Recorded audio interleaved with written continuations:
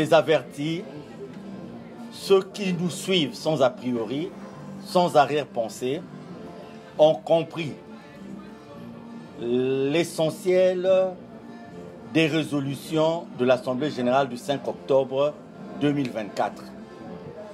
Vous faites bien de me poser la question de savoir, à l'issue de cette Assemblée générale, où en sommes-nous avec l'association? Je dis que vous faites bien de me poser cette question parce que nous avons longtemps évolué dans la théorie, nous avons longtemps évolué dans les paroles, et ce qui a fait dire à l'une de nos sœurs, notamment l'officiant de la fête de l'enlèvement qui a coïncidé avec la tenue de l'Assemblée générale, qu'au-delà du français, il fallait que nous ayons de visu, de façon concrète, les réalisations. Donc, nous avons consenti de nous démarquer de la théorie pour être dans la pratique.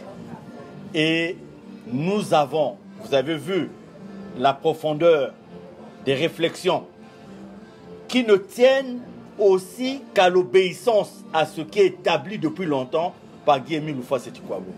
Donc aujourd'hui, notre souhait, c'est de rentrer en 2025 avec la pleine application de ce qui a été décidé, de façon à arrimer notre association au niveau de fonctionnement des associations qui se réclament de la loi de 1901 et qui adhèrent à l'évolution, au progrès et à la modernité. Vous savez, aujourd'hui, nous avons un objectif, c'est d'aller dire au monde entier que nous avons connu, que nous connaissons, que nous avons vécu, que nous vivons avec un homme qui, bien que homme de la terre, n'est pas un homme de la terre. Vous voyez à travers les médias aujourd'hui, nous sommes en train de mettre à la disposition du public des témoignages poignants, des faits qui ne peuvent pas être du ressort d'un simple magicien, du ressort d'un simple guérisseur. Nous voulons dire aux gens qu'au Congo-Brazzaville, nous avons un homme qui apparaît dans la lune, qui apparaît dans le soleil. Vous avez vu dans la Bible, nulle part il a été dit que quelqu'un a été vu dans la lune ou dans le soleil. Que nous avons au Congo-Brazzaville quelqu'un qui est né sans placenta. Que nous avons au Congo-Brazzaville quelqu'un qui ramène des morts à la vie, etc.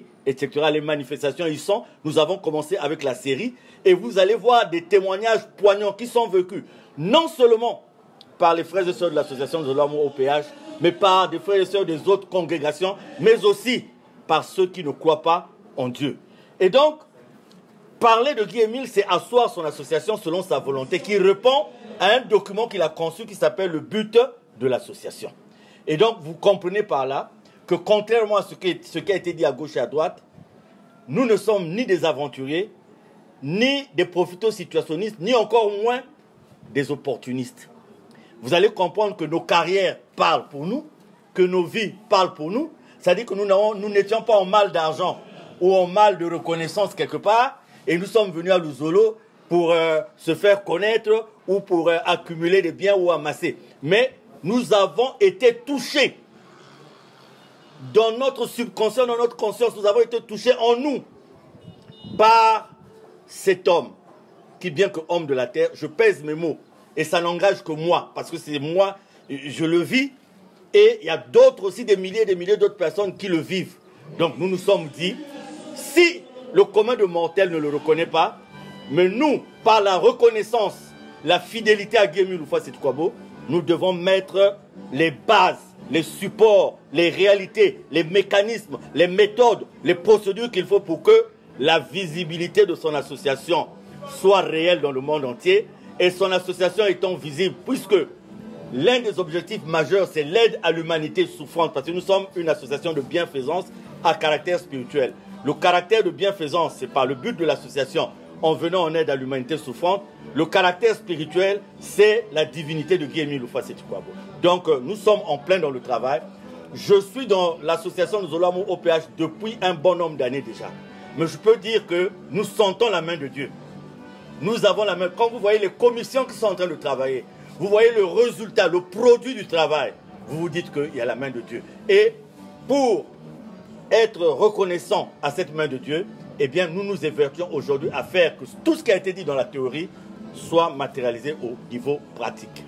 Le temps nous démontre une fois de plus qu'il est le juge parfait, qu'il est le juge impartial. Vous savez, je conseille à nos amis qui nous ont traînés à gauche et à droite de prendre un temps de réflexion, d'essayer de faire le bilan de leurs actions, d'essayer de faire le bilan de ce qu'ils ont fait jusqu'à ce jour. S'il n'y a pas la honte en eux, ils vont reconnaître que quelque part, ils ont voulu toucher à ce qui est de Dieu. Mais à chaque fois, Dieu leur a fait la démonstration qu'ils étaient des hommes de la terre. Et comme toujours, l'histoire nous démontre, c'est l'homme qui est têtu, que l'homme n'est jamais arrivé à supplanter Dieu, que l'homme n'est jamais arrivé à arrêter la volonté de Dieu. Vous savez, aujourd'hui, c'est simple, c'est parce que vous m'avez pris un peu au dépourvu, mais nous avons deux décisions de justice qui ont autorité de la chose jugée. Je répète, nous avons, dès le départ, dès l'entame de ce conflit, deux autorités, deux décisions de justice qui ont autorité de la chose jugée. C'est-à-dire, quand vous avez en première instance une décision qui est prise et quand vous ne faites pas appel au bout d'un délai défini par la loi, vous avez les autres qui peuvent réclamer un certificat de non-appel et le constat de ce fait de non-appel fait de la décision, rend la décision, donne à la décision l'autorité de la chose jugée. Donc, la clairvoyance, si elle ne dépendait que de l'équité, la clairvoyance, si elle ne dépendait que de la justice, la clairvoyance, si elle ne dépendait pas de la corruption, du trafic d'influence, des relations, la clairvoyance exigeait qu'à partir de ces deux décisions, que tout s'arrête, parce que ce sont des décisions qui ont l'autorité de la chose jugée et qui, toutes les deux, ne reconnaissent pas à M. Jean-Pierre Bikindu Bisombolo, qui nous traîne à gauche à droite, la qualité pour faire ce qu'il a fait. Donc, tout ce qu'il a fait à gauche et à droite, il y a deux décisions qui disent déjà et qui ont... Écoutez, les juristes connaissent mieux que nous ce que ça veut dire. L'autorité de la chose jugée à travers nos conseils, notamment particulièrement Maître Dieudonné Mbama, nous avons fait la démonstration. La démonstration du fait que M. Jean-Pierre Bikindu Bisombolo n'avait pas la qualité de faire ce qu'il fait. Ça, c'est sur un plan de la justice. Mais nous revenons sur un plan de la légitimité. Sur un plan de la légitimité, j'allais dire, la démonstration a été aussi faite qu'il n'a jamais reçu mandat de Guy-Émile Houphouët-Kwabo de faire ce qu'il est en train de faire. Donc, vous avez vu qu'avec le temps, la démonstration a été faite que les gens ont voulu utiliser des hommes de la terre, ont voulu utiliser l'argent, ont voulu utiliser la corruption. La corruption, je perds mon français, je le retrouve de toutes les façons. Le français n'est pas ma langue maternelle. Ils ont voulu tout utiliser pour dire que la puissance de ce monde, le pouvoir de ce monde, pouvait interférer dans les choses de Dieu. Je reviens, je dis, nous avons demandé à nos conseils de centraliser les débats, de ramener le débat à l'essentiel.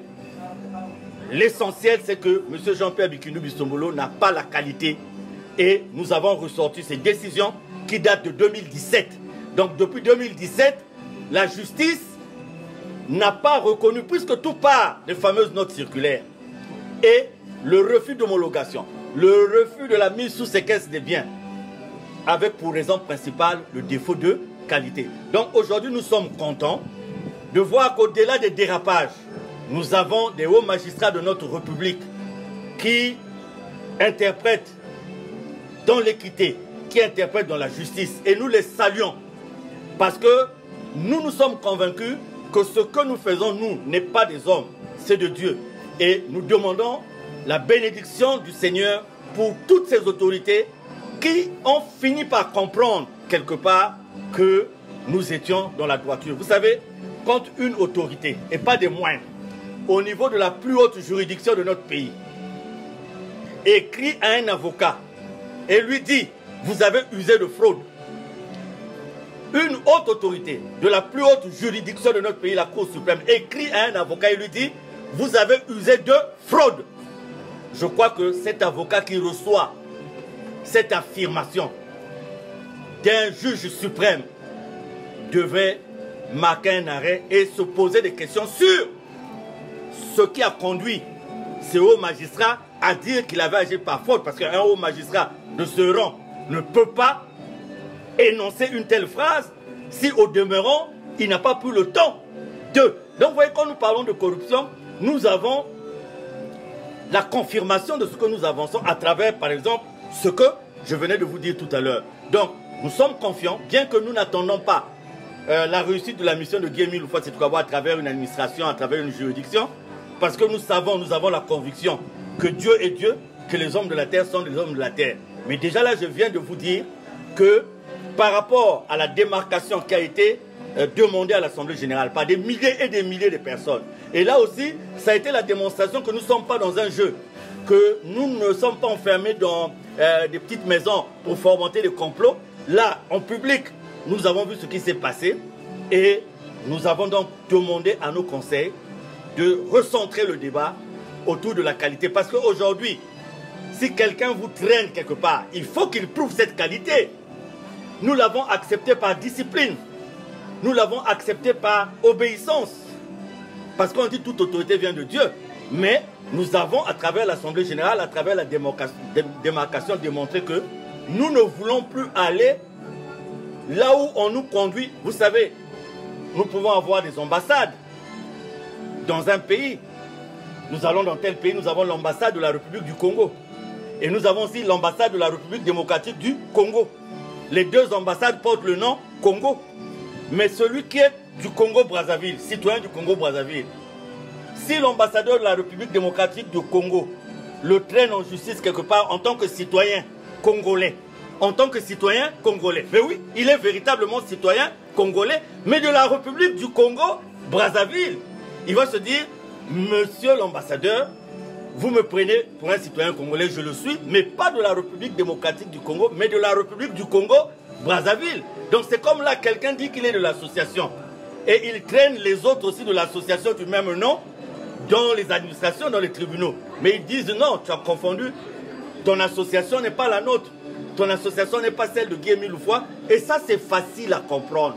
Je vous dis, si les choses ont traîné, c'est pour des raisons évidentes que nous avançons ainsi, que nous sommes à même de démontrer à tout moment.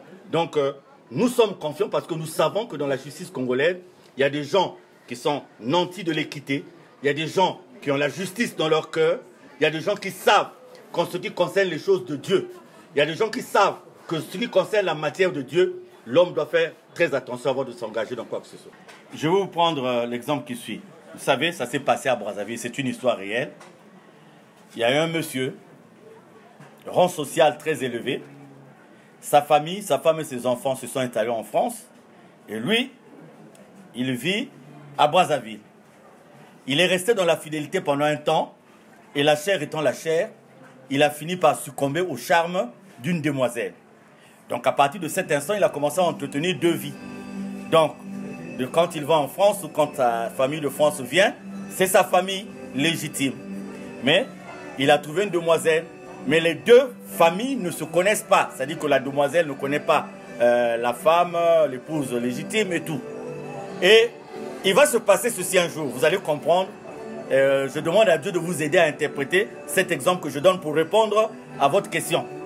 Et donc, cette dame, cette demoiselle, vous savez, venant d'un milieu défavorisé, elle va trouver en ce monsieur bien placé, haut placé, une source de gain pour refaire sa vie en un mois, refaire sa vie les 20 ans pendant lesquels elle n'a pas pu faire sa vie. Elle a dit vraiment, en un mois, avec ce monsieur, je vais refaire ma vie. Et donc, elle a appris à conduire et le monsieur lui a acheté une voiture.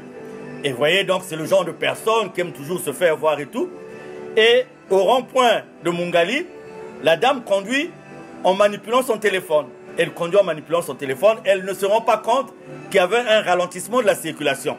Et elle vient, elle percute la voiture qui était en face d'elle. Et dès qu'elle percute, au lieu de se rendre compte de son erreur, elle sort, comme les policiers venaient, elle sort, elle dit « Je suis Madame X ». Donc, comme pour dire déjà aux policiers, écoutez, ne faites rien parce que je suis Madame X. Hein, je suis... Elle commence, elle ne reconnaît pas son erreur, elle ne reconnaît pas sa faute, mais elle commence par se faire prévaloir de ce titre. Alors le policier dit « Madame », le policier quand il entend le nom, le policier tout de suite se dit « Ah oui, Madame ».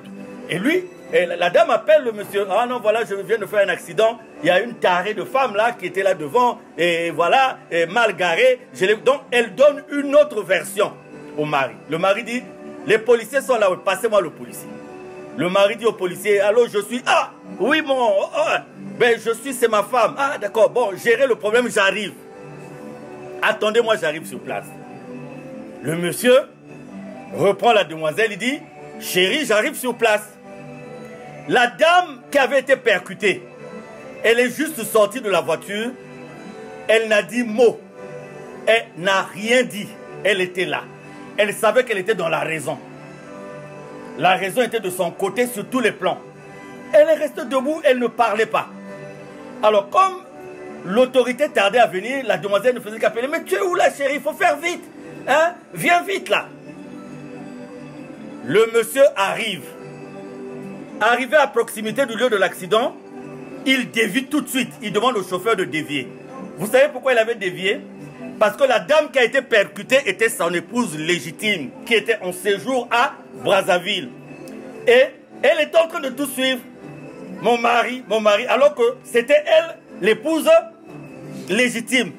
Mais épouse légitime, dans ses droits, dans sa raison, elle a gardé son calme, alors que l'autre s'agitait. Disait au policier, il arrive, un tel va arriver, il va bientôt arriver, la dame. Alors le monsieur, de loin, quand il voit la voiture, il reconnaît sa voiture, il dit, oh là là. Il dit au chauffeur, et la dame se met maintenant à dire, mais tu es où? Mais tu es où? Mais viens vite. Le monsieur a bloqué son téléphone. Quand il essaie de rappeler, le téléphone ne passait plus. Ils ont attendu, et c'est la dame qui va s'avancer vers le policier et lui tendre son passeport. Le policier dit, pourquoi vous me montrez le passeport? Il dit, non, essayez de lire. Et le policier ouvre le passeport, il lit, Madame tant, n'étant. Madame, vous connaissez, mais la dame appelle le policier à côté et explique au policier. Imaginez la suite. Prenez cet exemple, adaptez-le, ça s'est réellement passé à Brazzaville. Adaptez cet exemple à ce que nous sommes en train de vivre et vous allez comprendre ce que j'ai voulu dire par là. Donc tout ce que je vais aujourd'hui demander aux frères et sœurs, c'est que nous allons, avec l'aide de Dieu lui-même, rentrer dans une phase qui va nous sortir de la saleté, j'appellerais la saleté dans laquelle on était, et pour que, comme nous l'avons dit, comme nous avons pris l'engagement, que nous puissions mettre la visibilité de Guy Émile Louffa-Setou-Kabo partout, que nous puissions mettre les signes de sa divinité à la disposition de tout le monde. C'est ce qui nous importe aujourd'hui et c'est ce que nous ferons, que les hommes de la terre le veuillent ou non, parce que notre récompense, nous l'attendons pas des hommes de la terre, mais notre récompense, nous l'attendons de Dieu. Et je tiens à dire aussi, parce que il y a quelqu'un à Brazza qui gérait le dossier de l'association Luzolo. C'est lui-même qui m'a appelé. Il m'a appelé lui-même parce qu'on l'a mis devant la réalité. Il m'a appelé, il est venu me voir à Dolisie en cachette, discrètement, parce qu'il avait peur de sa fonction, de ce qu'il est. Il m'a dit, Guy Émile Louffa-Setou-Kabo est apparu dans son bureau. C'est-à-dire au moment où il se morfondait parce qu'il avait pris une décision qui n'était pas juste. Au moment où il se morfondait parce qu'il se disait, mais pourquoi j'ai pris une décision alors que ceux au profit de qui j'ai pris cette décision sont dans le tort. Il a vu Guy Émile qui est apparu. Et du coup, la perturbation est rentrée dans sa vie. Et Guy Émile a dit, va voir un tel. Et ce que je vous dis là, ça s'est passé tel que je vous dis. Pas dans une vision, pas dans un rêve. Le monsieur est venu dans mon bureau. Il m'a dit, je ne veux pas que cela soit su, mais je me retire de votre dossier. Je me retire de votre dossier parce que voilà ce que j'ai vécu moi-même. J'avais une perception de Luzolo comme une secte, comme un regroupement de ramassis, des gens qui n'ont rien à faire, originaires du Poul, qui sont en train de faire le désordre. Mais j'ai eu la démonstration par Guy Émile lui-même de ce que vous êtes, de ce qu'il est, de ce que son association est. Et donc, moi, dans ma prière, je demande simplement à tous les gens qui ont voulu aider les faussaires, dans cette affaire, que le jugement ne viendra pas de nous. Mais nous croyons en celui qui nous a donné la mission. Et tout est à sa disposition. Et aux frères et sœurs de continuer à avoir la foi. Thibossi appartient à Dieu et à l'humanité tout entière. Vous connaissez quelqu'un qui va vivre à Kibossi d'éternité en éternité. Quel est l'homme de la terre qui va vivre à Kibossi d'éternité en éternité? Même ceux qui défendent aux autres d'aller à Kibossi aujourd'hui vont mourir. Il y en a qui sont même déjà morts. Il y en a qui étaient des fervents défenseurs, qui ne voulaient pas que les autres aillent à Kibossi, mais ils sont morts avant. Donc, personne n'est éternel. Et l'histoire de la Bible, quand vous parlez de l'exil, quand vous parlez, il y a beaucoup d'exemples dans la Bible où les gens ont toujours voulu faire la même chose. Vous savez que les pharisiens, ceux qui étaient les gardiens du temple dans les synagogues, hein, les gens qui étaient dans les synagogues, vous savez qu'ils vous avaient demandé aux disciples de rentrer dans les synagogues. Vous le savez. Mais les synagogues, eux, ils y étaient, ils priaient Dieu. Et ils défendaient à Dieu. Les pharisiens avaient demandé à Dieu, de rentrer dans sa maison. Mais la finalité, c'est quoi? Aujourd'hui, vous entendez parler de Judas, vous entendez parler de Pilate, vous entendez parler de Caïphe. C'est fini ça, on parle beaucoup plus de Jésus. Vous serez fiers de donner à votre enfant le nom de Caïphe ou le nom de Judas? Non, mais vous donnerez le nom de Pierre et de Paul et tout. C'est comme maintenant, il y a des noms qui seront difficiles à assumer, des noms qui seront difficiles à porter, comme dans le passé. L'histoire nous parle, mais malheureusement, l'homme est resté têtu. Je dis aux associés, gardons le cap. Le combat n'est pas à nous, c'est la mission de Dieu, c'est le nom de Dieu, c'est l'association de Dieu. Donc, si nous avons ça en nous, nous avançons, peu importe ce que nous pouvons rencontrer sur notre route. En toute chose, il faut considérer la fin.